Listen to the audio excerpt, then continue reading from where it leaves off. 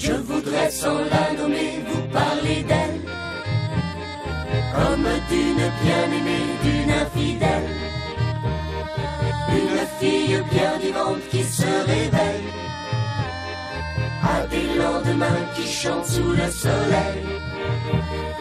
C'est elle que l'on matraque, que l'on poursuit, que l'on traque, c'est elle qui se soulève. Grâce au travail remarquable fait par Jean Moulin, on a fini par constituer le Conseil national de la résistance, qui a dressé un programme. Que le programme du Conseil national de la résistance, que lorsqu'on le relit aujourd'hui, on se rend compte de l'actualité qu'il a, ce programme. C'est formidable. Si on pouvait l'appliquer immédiatement, c'est une vraie révolution.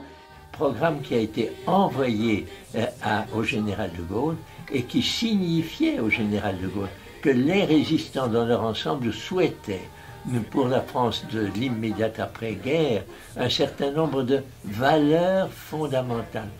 Il a été signé à l'unanimité, mais ce programme a été présenté par Pierre Villon, qui a été membre du comité central après la Libération, mais ce programme, Pierre Villon lui-même m'a dit qu'il avait travaillé ce programme avec Jacques Duclos et Benoît Frachon.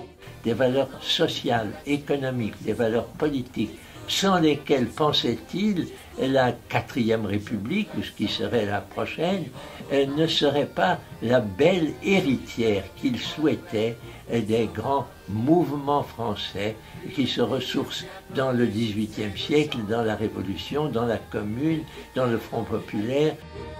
C'est elle que l'on matraque, que l'on poursuit, que l'on traque, c'est elle qui se soulève, qui souffre et se met en grève, c'est elle qu'on emprisonne, qu'on trahit, qu'on abandonne, qui nous donne envie de vivre, qui donne envie de la suivre jusqu'au bout, jusqu'au bout, jusqu'au bout, jusqu'au bout. Ce sont des jeunes gens qui sont engagés à l'époque. Ils ont senti assez tôt qu'il y avait des choses qui se passaient dans le monde et qui étaient inacceptables d'un point de vue humain.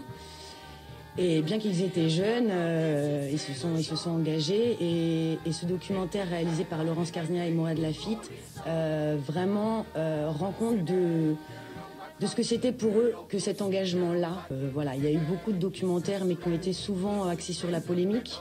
Et ce que j'ai beaucoup apprécié dans leur travail, c'est que pour une fois, c'est vraiment un regard sur ce que pouvait représenter ce combat à ce moment-là. Si vous voulez que je vous la présente, on l'appelle révolution permanente.